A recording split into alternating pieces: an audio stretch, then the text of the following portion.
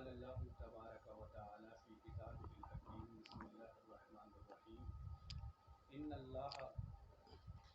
انما یخشی اللہ من عبادہ العلماء۔ سامعین محترم، آپ کی خدمت اقدس میں سورہ فاطر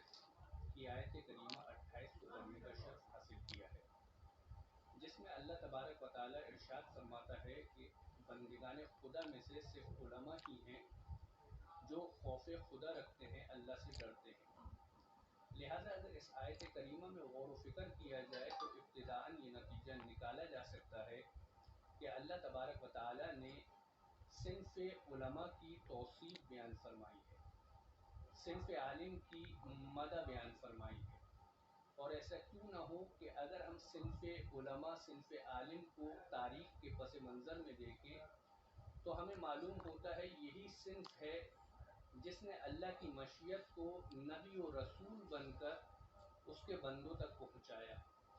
یہی وہ صنف ہے کہ جس نے دین محمدی کی حفاظت کے لیے امام اور جانشین محمد مصطفیٰ صلی اللہ علیہ وآلہ وسلم بن کر اس دین کی حفاظت کا ذمہ لیا۔ اور آج کے دور غیبت میں بھی یہی وہ صنف ہے کہ جس نے مجتہدین کے روپ میں دین محمدی کی وسعت اور احاطے کا اظہار کرنے کے لیے ذمہ داری اپنے سر پر لی۔ جناب والا، آج ہم ایسی ہی ایک شخصیت کے ساتھ ہیں کہ جس نے پاکستان جیسے ملک میں شہر کراچی میں سال ہر سال سے درس خارج کا سلسلہ جاری رکھے ہوئے ہیں اور اپنے علم سے طلبہ کو مستفید فرما رہے ہیں کہ جن سے طلبہ استفادہ کر رہے ہیں۔ ہم ساتھ ہیں حجت الاسلام والمسلمین مولانا علی ناصر مہدوی صاحب کے۔ السلام علیکم۔ وعلیکم السلام ورحمۃ اللہ وبرکاتہ۔ جناب والا، آپ صحیح ہیں؟ الحمدللہ، آپ کی طبیعت ٹھیک ہے انشاءاللہ؟ جناب الحمدللہ والا، آپ سے سلامت۔ کچھ استفادہ کرنے کے لیے آپ کو مدعو کیا گیا ہے دارالاستفتاء کی جانب سے۔ کچھ سوالات ہیں کہ جن سے جن کے آپ کے تجربے سے انشاءاللہ تعالی ہم اور آنے والی نسلیں استفادہ کریں گی۔ جناب والا، ہمارا پہلا سوال یہ ہے کہ آپ نے جو حوزوی تعلیم کا انتخاب کیا، حوزوی تعلیم کو چنا، دنیا میں مختلف فیلڈز ہوتی ہیں، مختلف شعبے ہوتے ہیں، ان میں سے آپ نے جس شعبے کا انتخاب کیا وہ اللہ کے دین کی تبلیغ تھی، تو اس کی وجہ کیا تھی اور کس عمر میں آپ نے اس شعبے کا انتخاب کیا؟ جی، آپ نے بہت اچھا سوال کیا۔ ہم نے اصل میں اس فیلڈ کو انتخاب کیا، اس سے پہلے ہم بینک میں کام کرتے تھے اور بہت اچھا عہدہ تھا ہمارا وہاں پر، لیکن علماء کرام کے دروس سنا کرتے تھے، جس سے ہم نے تبدیلی واقع ہوئی اور پھر ہم نے یہ فیصلہ کیا کہ عام زندگی گزارنے کی نسبت بہتر ہے کہ دین مبین اسلام کی خدمت کی جائے، چاہے اس کے لیے کتنی ہی قربانی دینا پڑے۔ تو 23 سال کی عمر میں ہم نے یہ کام بینک چھوڑ کر ہم نے یہ شعبہ اختیار کیا۔ حضور والا، اس کی وجہ کیا تھی کہ کیا محرکات تھے، کیا وجوہات تھیں کہ چونکہ اس کم سے کم پاکستان ملک میں شہر کراچی میں اگر کسی کو بینک کی جاب مل جائے تو وہ بہترین جاب شمار کی جی جاتی ہے، یقیناً بہت اچھی تو جاب۔ اس جاب کو چھوڑ کر کس وجہ سے، کن وجوہات کی بنا پر آپ اس فیلڈ میں داخل ہوئے؟ وہ محرک سب سے بڑا یہی تھا کہ دین مبین اسلام کی خدمت کا جذبہ بہت شدت سے اجاگر ہو گیا تھا، اور اس میں علماء کرام کا بڑا ہاتھ ہے کہ جس سے انہوں نے ہم میں بیداری پیدا کی، مغز متفکر پیدا کیا، اور اتنی شدت پیدا ہو گئی کہ جس طرح خون رگوں میں دوڑتا ہے اسی طرح نور رگوں میں دوڑتا تھا، اور یہ سوچتے تھے کہ کس طرح پیغمبر اسلام اور ائمہ معصومین نے جب دین کی خدمت کی تو ہماری کیا شخصیت ہے، ہم وہ چھوٹی موٹی قربانی دیں اور دین مبین اسلام کے لیے قربانی دے کر کوئی کام کر سکیں۔ تو اپنی زندگی کو اس مقصد کے لیے منحصر کر دیا کہ اب ہمیں دین مبین اسلام کی خدمت ہی میں ساری زندگی گزارنا ہے۔ اچھا، یہ جو سوچ تھی یہ آپ کی اپنی طرف سے جو ہے ایک پیدا ہوئی تھی، نور الہی کے طفیل یہ پیدا ہوئی تھی، یا یہ علماء کرام کی محنت کا نتیجہ تھا۔ اچھا، تو آپ نے جو ابتدا کی تھی وہ یہیں سے کی تھی یا قم سے یا عراق سے؟ ہاں، شروع میں یہاں پر مدرسہ جعفریہ میں داخلہ لیا، تقریباً 10 مہینے وہاں پر پڑھے، اور وہاں پر سیوطی آدھی ختم کر لی تھی، اور اس میں 700 اشعار ہم نے حفظ کیے تھے۔ اور اس کے بعد جو ہے ہم قم مقدس میں جاتے ہیں، اور اس 10 مہینے کے اندر 6 مہینے یا 5 مہینے کے بعد ہم نے ہدایہ پڑھانا شروع کر دی تھی، اور شیخ نوروز صاحب کی ہدایت پر ہم نے شروع، یعنی ہم یہیں پر مدرس بن چکے تھے 5 مہینے کے بعد، کیونکہ شوق شدت سے تھا، اس لیے جو ہے بڑی آسانی کے ساتھ منزلیں طے ہو رہی تھی، اور تقریباً 10 مہینے میں ہم آدھی سیوتی تک ختم کر چکے تھے۔ 30 سال کی عمر میں جو ہے آپ نے اس سلسلے کا آغاز کیا، تو ابھی آپ کی کیا عمر مبارک ہے؟ اگر اس درمیانی فاصلے کو دیکھا جائے تو کتنا عرصہ آپ کو ہو گیا اس تعلیم سے منسلک ہوئے ہوئے؟ ابھی عمر جو ہے 63 ہے، اور 14 اگست کو 64 ہو جائے گی۔ تو یہ کہ ساری اتنی شدت کے ساتھ دین مبین اسلام کی خدمت کا جذبہ بھر گیا کہ جب انسان کے جسم میں خون کی طرح نور دوڑ رہا ہو اور اتنا شدت سے جذبہ موجود ہو تو آدمی اتنی شدت و شوق کے ساتھ ہی پڑھتا ہے، اور شوق ہی انسان کو آگے بڑھاتا ہے، دین کی خدمت کا جذبہ ہی انسان کو آگے بڑھاتا ہے۔ چنانچہ اس کے پیش نظر ہم اس طرح پڑھا کرتے تھے کہ رات کو 2-2 3-3 بجے تک مطالعہ کرتے تھے شروع سے ہی، یعنی شیخ نوروز صاحب باقی طلاب کو کہا کرتے کہ پڑھو،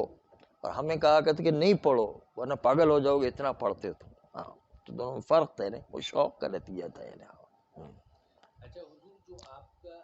جب آپ اس فیلڈ میں آئے تو دین کی محبت، دین کی خدمت کرنے کا جذبہ، اگر اس کو جو ہے ایک ٹائٹل دیا جائے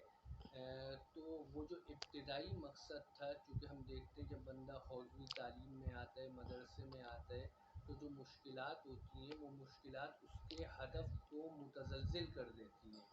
وہ ہدف پہ ٹک نہیں پاتا، تو کیا وہ ابتدائی مقصد اب بھی آپ کا باقی ہے یا اس میں کچھ رد و بدل، کچھ تبدیلی موجود ہے؟ ابتدا میں جب ہم آئے تو ہم نے بھی یہ سوچا کہ مجتہد یا مرجع بنیں گے جس کی وجہ سے دین مبین اسلام کی خدمت کرے، لیکن پھر تھوڑا سا قوم مقدس میں جانے کے بعد نظریہ تبدیل ہوا کہ اجتہاد کے ساتھ ساتھ پاکستان میں حوزہ علمیہ کی ضرورت ہے، مرکزیت کی ضرورت ہے، اس مرکزیت پر کام کیا جائے، اور پاکستان میں کسی طریقے سے مرکز کو ایجاد کیا جائے، جس طرح حوزہ علم قم اور نجف ہے اس طرح جو ہے پاکستان میں یہ حوزہ علم بنایا جائے، کیونکہ پاکستان میں اسی کی کمی ہے جس کی وجہ سے ہماری قوم منتشر ہے، مرکزیت نہ ہونے کی سے متفرق ہے۔ مرکزیت ہوگی تو خود بخود جو اتحاد کی فضا بنے گی، کیونکہ وہ منشأ اتحاد ہے۔ چنانچہ کوشش بھی یہی کی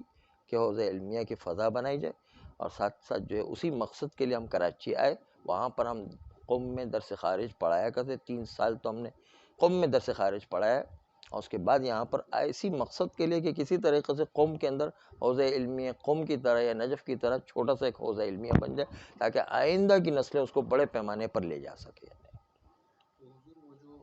جس مقصد کے لیے آپ کراچی آئے اور جو ہے درس خارج اور حوزہ علمیہ کے قیام کا مقصد تھا، تو یہاں پر آنے کے بعد آپ نے ماحول کو سازگار پایا یا کچھ مشکلات کا سامنا کرنا پڑا، اور اب تک اس مقصد میں کہاں تک کامیاب ہو پائے؟ ظاہر یہ مقصد بہت بڑا مقصد ہے اور بہت ہی اونچے لیول کا کام ہے، اس میں بڑی مشکلات ہیں، اس لیے کہ بٹن دبا کر یا خالی شوشہ والا کام نہیں ہے، اس میں سالہ سال ملتوں کو کام کرنا پڑتا ہے، سالہ سال امت اسلامی اس کی طرف متوجہ ہو کہ کتنا اہم کام ہے، بلکہ شاید پاکستان میں اس سے اہم ترین کوئی کام نہیں ہوگا۔ اور اتنا اہم کام ہے، لیکن قوم ابھی اس کی طرف متوجہ ہی نہیں ہے کہ کتنا اہم کام ہے جو ہم پیچھے چھوڑ کر آ رہے ہیں، کہ مرکزیت کتنی ہے، کہ ایران اور عراق میں خالی مرکز ہونے کی اسے اتنا اہم کردار ادا کیا کہ جس کی وجہ سے جو ہے شیعہ حکومتیں وہاں پر آ گئی. کاش ہم بھی پاکستان میں اس مرکز کو ایجاد کر سکے، شیعہ کو ایک پلیٹ فارم پر لانے میں کامیاب ہو جائے، جس کے نتیجے دیکھیے گا کہ اتنی شیعت کی طاقت پیدا ہو جاتی اور اس کے بعد اتنی عظمتیں پیدا ہوں گی. جس طرح قم اور نجف جو ہے اس نے یہ کمال دکھایا کہ انقلاب ہی پیدا ہو گیا. یہاں پر بھی انشاءاللہ ہو سکتا ہے کہ وہ ایسا زمینہ پیدا ہو جائے اگر حوزہ علمیہ قائم ہو جائے تو. جناب ایک آخری سوال آپ سے یہ تھا کہ جو آپ کا مقصد تھا، جو حوزے میں آپ نے مشکلات کا سامنا کیا اور اپنے مقصد کو شاید اور وسیع کیا کہ اجتہاد کو بھی درس خارج کو بھی انشاءاللہ تعالی ساتھ لے کے چلنا ہے، اور جی اس کے ساتھ ساتھ جو ہے چونکہ ایران اور قم میں تو یہ فضا، ایران اور عراق میں تو یہ فضا قائم ہے، لیکن پاکستان میں بھی اس فضا کو جو ہے پھیلانا ہے، جی اور یہاں بھی حوزہ علمیہ کا قیام عمل میں آنا چاہیے. یہ آپ کا جو مقصد تھا، ان تمام مشکلات کو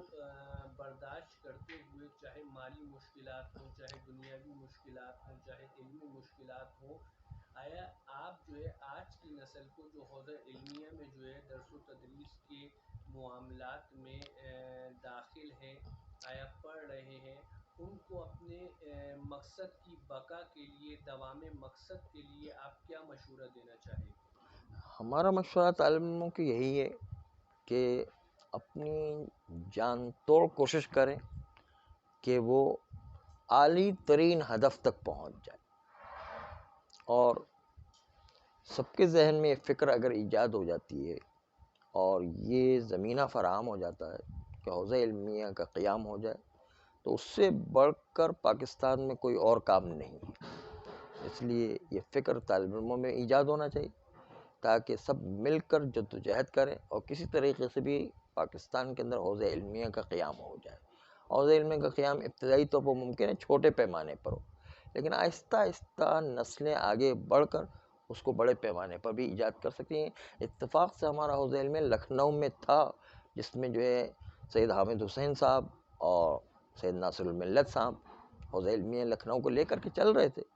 لیکن سازشوں کا شکار ہو کر کے، انگریزوں کی سازش تھی جس کے نتیجے میں جو مالی تعاون کرنے والے تھے ان کو جو ہے گرفتار کر لیا گیا، جس کے نتیجے حوزہ علمیہ نہیں چل سکا. اور بھی کچھ اسباب تھے جس کی وجہ سے حوزہ علمیہ نہیں چل سکا، لیکن وہ بہت بڑا نقصان تھا ہماری پوری ملت کے لیے. ہندوستان اور پاکستان میں اس سے بڑا کوئی اور نقصان نہیں ہوگا جتنا حوزہ علمیہ نجف، حوزہ علمیہ لکھنؤ جو ہے وہ برباد ہو گئے. اگر وہ ہوتا تو آج ہم جو ہے ملت کی یہ پوزیشن نہیں ہوتی جو اس وقت موجود ہے. وہ بہت بڑا نقصان ہوا، جس کے نتیجے میں اب بھی ملت کو سوچنے کی ضرورت ہے کہ کوئی حوزہ علمیہ مرکزی جو ہے پلیٹ فارم ایجاد کرے، جو اتحاد کا بھی پلیٹ فارم ہے اور شیعت کی تقویت کا سب سے بڑا عنصر یہی ہے. تو